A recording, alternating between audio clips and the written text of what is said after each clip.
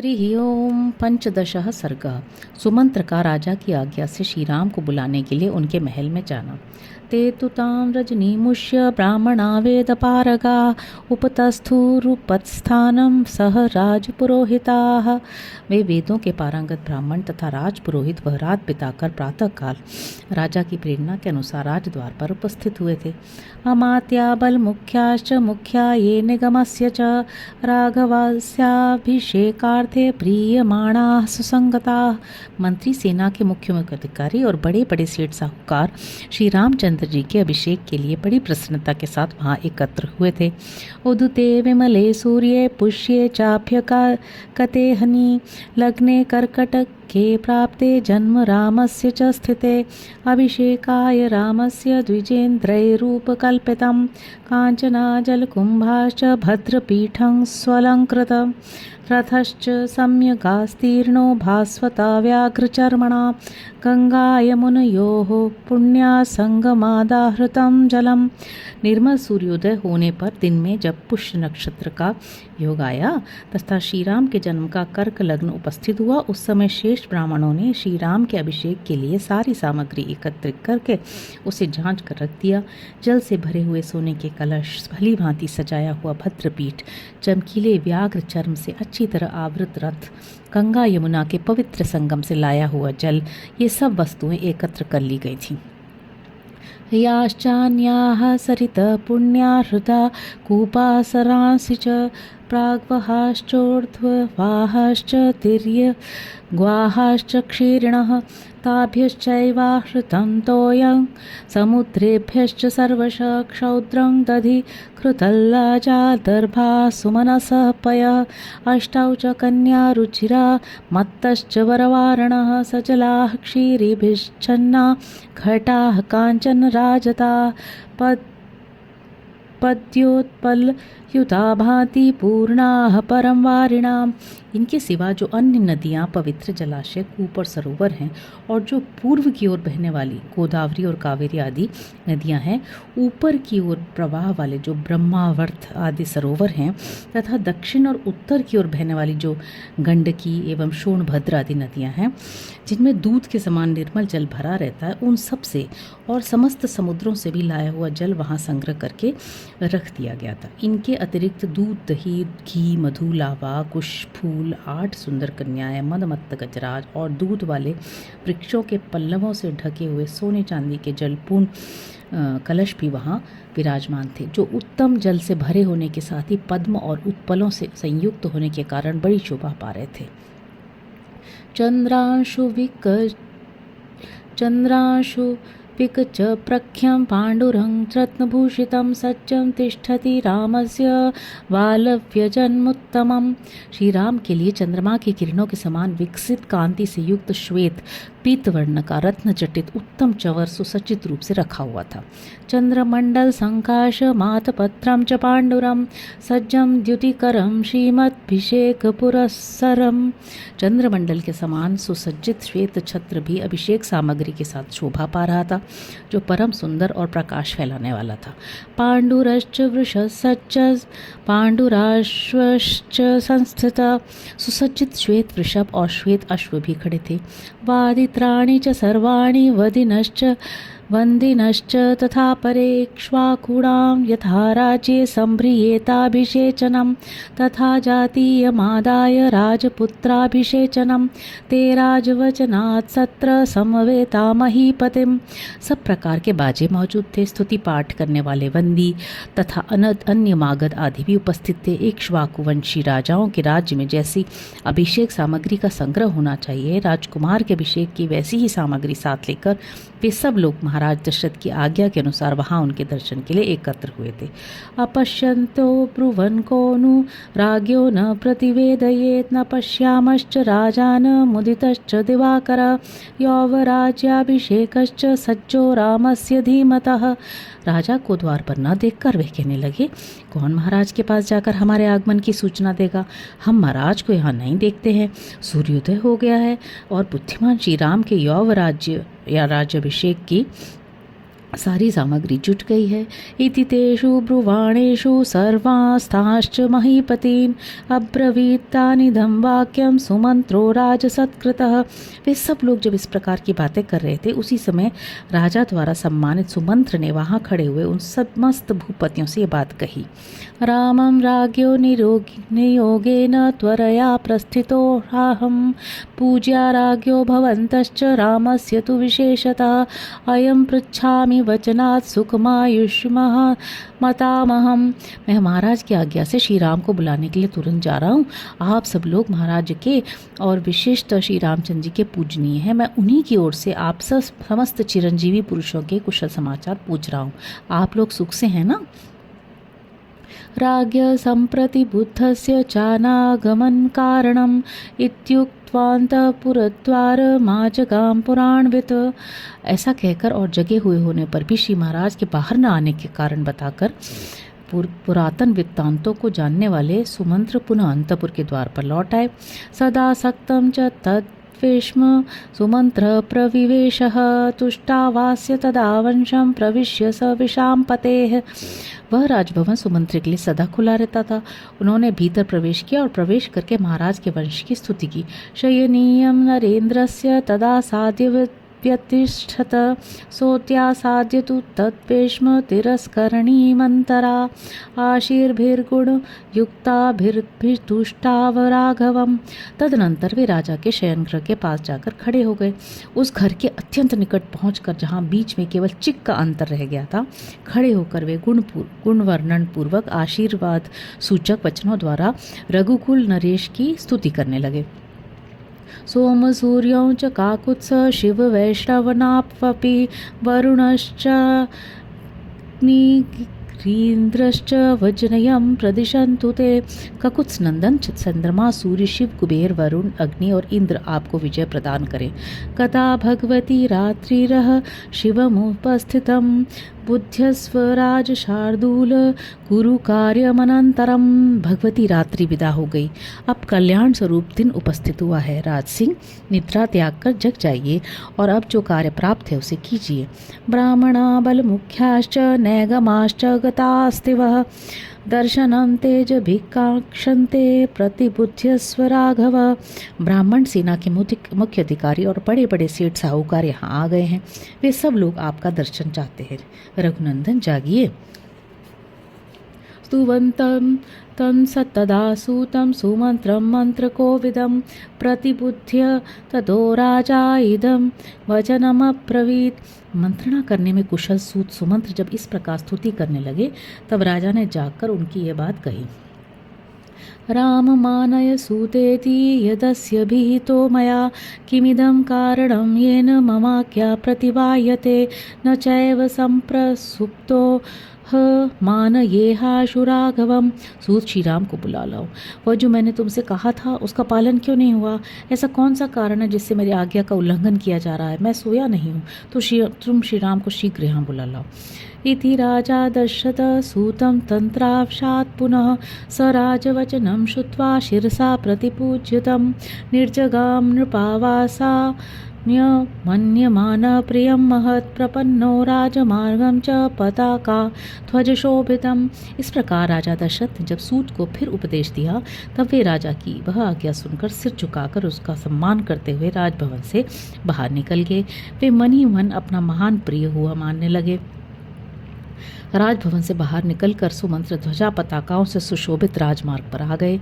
हृष्ट प्रमुदित सूतो जगामाशु विलोकयन् ससूतस्तत्र शुश्राव रामधिकरणा कथा अभिषेचन संयुक्ता सर्वलोकस्य हृष्टवत्। वे हर्ष और उल्लास में भरकर सब ओर दृष्टि डालते हुए शीघ्रतापूर्वक आगे बढ़ने लगे। सूत सुमंत्र वहां मार्ग में सब लोगों के मुंह से श्री राम के राज्याभिषेक की आनंददायिनी बातें सुनते जा रहे थे। ततो दर्दर्श रुचिरं कैलास सदृश प्रभं रामवेश्म सुमंत्रस्तु शक्रवेश्म समप्रभं महाकपाटपिहितं वितर्ति दश शोभितम। तदनंतर सुमंत्र को श्री राम का सुंदर भवन दिखाई दिया, जो कैलाश पर्वत के समान श्वेत प्रभाव से प्रकाशित हो रहा था। वह इंद्र भवन के समान दीप्तिमान था। उसका फाटक विशाल किवाड़ों से बंद था। उसके भीतर का छोटा सा द्वार ही खुला था। सैकड़ों वेदिकाएं उस भवन की शोभा बढ़ा रही थी। कांचन प्रतिमैकाग्रम मणिविद्रुम तोरणम शारदाभ्रघन प्रख्यम दीप्तम मेरुगुहा समम। उसका मुख्य अग्रभाग सोने की देव प्रतिमाओं से अलंकृत था। उसके बाहर फाटक में मणि और मूंग जड़े हुए थे। वह सारा भवन शरद ऋतु के बादलों की भांति श्वेत कांति से युक्त, दीप्तिमान और मेरु पर्वत की कंदरा के समान शोभायमान था। मणिभिर्वर माल्यानां सुमद्भिर्लंकृतं मुक्तामणिभिर्प्राकीर्णं चंदना गुरुभूषितम। सुवर्ण निर्मित पुष्पों की मालाओं के बीच बीच में पिरोई हुई बहुमूल्य मणियों से वह भवन सजा हुआ था। दीवारों में जड़ी हुई मुक्ता मणियों से व्याप्त होकर जगमगा रहा था, अथवा वहाँ मोती और मणियों के भंडार भरे हुए थे। चंदन और अगर की सुगंध उसकी शोभा बढ़ा रही थी। गंधान मनोज्ञान विसृजतार्दूरम शिखरम यथा सारश्रेष्ठ मयूरैश्च विनद्भिर्विराजितम। वह भवन मलयाचल के समीपवर्ती दर्दूर नामक चंदनगिरी के शिखर की भांति सब और मनोरम सुगंध बिखेर रहा था। कलरव करते हुए सारस और मयूर आदि पक्षी उसकी शोभा वृद्धि कर रहे थे। सुकृते हा मृगाकीर्णमुत्कीर्णं भक्तिभिस्तथा मनश्चक्षुश्च भूतानामाददत्तिग्म तेजसा। सोने आदि की सुंदर ढंग से बनी हुई भेड़ियों की मूर्तियों से वह व्याप्त था। शिल्पियों ने उसकी दीवारों में बड़ी सुंदर नक्काशी की थी। वह अपनी उत्कृष्ट शोभा से समस्त प्राणियों के मन और नेत्रों को आकृष्ट कर लेता था। चंद्र भास्कर संकाशम कुबेर भवनोपमम महेंद्रधाम प्रतिमम नाना पक्षी समाकुलम। चंद्रमा और सूर्य के समान तेजस्वी, कुबेर भवन के समान अक्षय संपत्ति से पूर्ण तथा इंद्रधाम के समान भव्य और मनोरम उस श्री राम भवन में नाना प्रकार के पक्षी चहक रहे थे। मेरुशृंग समम सूतो राम वेश्म ददर्शः उपस्थितैः समाकीर्णं जनैरंजलि कारिभिः। सुमंत्र ने देखा श्री राम का महल मेरु पर्वत के शिखर की भांति शोभा पा रहा है। हाथ जोड़कर श्री राम की वंदना करने के लिए उपस्थित हुए असंख्य मनुष्यों से वो भरा हुआ है। उपादाय समाक्रांतैस्तदा जानपदैर्जनैः रामाभिषेक सुमुखैर्मुखैः समलंकृतम्। भांति भांति के उपहार लेकर जनपद निवासी मनुष्य उस समय वहां पहुंचे हुए थे। श्री राम के अभिषेक का समाचार सुनकर उनके मुख प्रसन्नता से खिल उठे थे। वे उस उत्सव को देखने के लिए उत्कंठित थे। उन सब की उपस्थिति में भवन की बड़ी शोभा हो रही थी।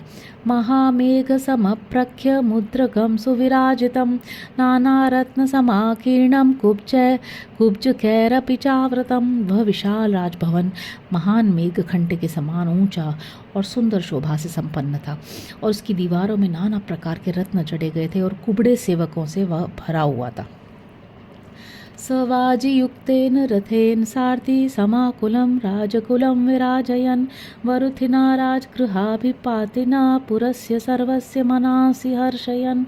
सारथी सुमंत्र राजभवन की ओर जाने वाले वरुथ, लोहे के चद्दर और या सीकचों से बने हुए आवरण से युक्त तथा अच्छे घोड़ों से जुते हुए रथ के द्वारा मनुष्यों की भीड़ से भरे राजमार्ग की शोभा बढ़ाते तथा समस्त नगर निवासियों के मन को आनंद प्रदान करते हुए श्री राम के भवन के पास जा पहुँचे। ततः समासाद्य महाधनं महत् प्रहृष्टरोमास बभूव सारथी मृगैर्मयूरैश्च समाकुलोल्बणं मृगं वरार्हस्य शचीपतेर्विव। उत्तम वस्तु को प्राप्त करने के लिए अधिकारी श्री राम का वह महान समृद्धिशाली विशाल भवन शचीपति इंद्र के भवन की भांति सुशोभित था। इधर उधर फैले हुए मृगों और मयूरों से उसकी शोभा और बढ़ गई थी। वहां पहुंचकर सारथी सुमंत्र के शरीर में अधिक हर्ष के कारण रोमांच हो आया। सतत्र कैलास निभा स्वलंकृता प्रविश्य कक्ष्या स्त्री दशालयोपमा प्रियान वरान राममते स्थितान बहून व्यापोह्य शुद्धांत मुपस्थितौ रथी। वहाँ कैलाश और स्वर्ग के समान दिव्य शोभा से युक्त सुंदर सजी हुई अनेक ड्योढ़ियों को लांघ कर श्री रामचंद्र जी की आज्ञा में चलने वाले बहुतेरे श्रेष्ठ मनुष्यों को बीच में छोड़ते हुए रथ सहित सुमंत अंतपुर के भी द्वार पर उपस्थित हुए। सतत्र शुश्राव च हर्षयुक्ता रामाभिषेकार्थकृतां जनानां नरेन्द्रसुनोरभिमङ्गलार्थाः सर्वस्य लोकस्य गिरप्रहृष्टाः। उस स्थान पर उन्होंने श्री राम के अभिषेक संबंधी कर्म करने वाले लोगों की हर्ष भरी बातें सुनी, जो राजकुमार श्री राम के लिए सब ओर से मंगल कामना सूचित करती थीं। इसी प्रकार उन्होंने अन्य सब लोगों की भी हर्षोल्लास से परिपूर्ण वार्ताओं को श्रवण किया। महेन्द्र सद्य प्रतिमं च किवेश्म रामस्य रम्यं मृगपक्षिजुष्टं ददर्श मेरोरिव शृंगमुच्चं विभ्राजमानं प्रभया सुमंत्रः। श्री राम का वह भवन इंद्र सदन की शोभा को तिरस्कृत कर रहा था। मृगों और पक्षियों से सेवित होने के कारण उसकी रमणीयता और भी बढ़ गई थी। सुमंत्र ने उस भवन को देखा। वह अपनी प्रभा से प्रकाशित होने वाले मेरुगिरी के ऊंचे शिखर की भांति सुशोभित हो रहा था। उपस्थितैरंजलिकारिभिश्च सोपाय नैर्जानपदैर्जनैश्च कोट्यापराधैश्च विमुक्तयानै समाकुलं द्वारपदं ददर्श।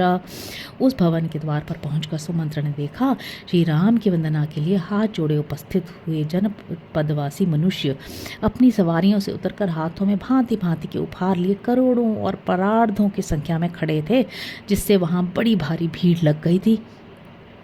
ततो महामेघमहीधराभं प्रभिन्नमत्यङ्गकुशमत्यसह्यं रामोपवाह्यं सृचिरं ददर्श शत्रुञ्जयं नागमुत्क्रकायं।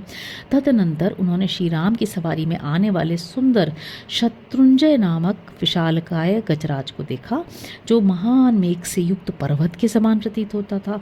उसके गंड स्थल से मद की धारा बह रही थी। वह अंकुश से काबुल में आने वाला नहीं था। उसका वेग शत्रुओं के लिए अत्यंत असह्य था। उसका जैसा नाम था वैसा ही गुण था। स्वलंकृतान् साश्वर्थान् सकुंजरा नमात्य मुख्याश्च ददर्श्वाल्लभान् व्यपोय सूतः सहितान् समन्ततः समृद्धमन्तः पुरमा विवेशः। उन्होंने वहाँ राजा के परम प्रिय मुख्य मंत्रियों को भी एक साथ उपस्थित देखा, जो सुंदर वस्त्राभूषणों से विभूषित थे और घोड़े, रथ तथा हाथियों के साथ वहाँ आए थे। सुमंत्र ने उन सब को एक ओर हटाकर स्वयं श्री राम के समुद्रशाली अंतपुर में प्रवेश किया। ततो द्रिकूटाचलमेघ सन्निभं महाविमानोपमं वेश्म संयुतम् अवार्यमाण प्रविवेश सारथी प्रभूतरत्नम् अकरो यथार्णवम्। जैसे मगर प्रचुर रत्नों से भरे हुए समुद्र में बेरोक टोक प्रवेश करता है, उसी प्रकार सारथी सुमंत्र ने पर्वत शिखर पर आरूढ़ हुए अविचल मेघ के समान शोभायमान महान विमान के सदृश सुंदर ग्रहों से संयुक्त तथा प्रचुर रत्न भंडार से भरपूर उस महल में बिना किसी रोक टोक के प्रवेश किया। इत्यार्षे श्रीमद् रामायणे वाल्मीकि आदि काव्य अयोध्या कांडे 15 सर्गः। इस प्रकार श्री वाल्मीकि निर्मित आर्ष रामायण आदि काव्य के अयोध्या कांड में 15वां सर्ग पूरा हुआ। हरि ओम।